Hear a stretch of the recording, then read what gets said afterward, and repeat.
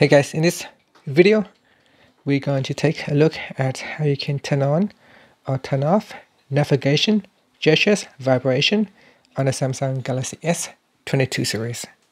Now first, tap on the home button to go back to the home screen.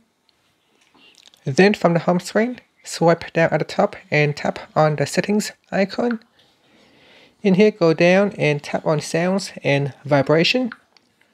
Next, we go down and tap on system sound or vibration control, and then we go down to the vibration section and tap on navigation gestures.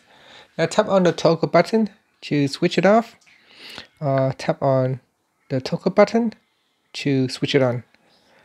And finally, you can tap on the back key to go back to settings, or tap on the home button to go back to the home screen. And that's it. Thank you for watching this video. Please subscribe to my channel for more videos.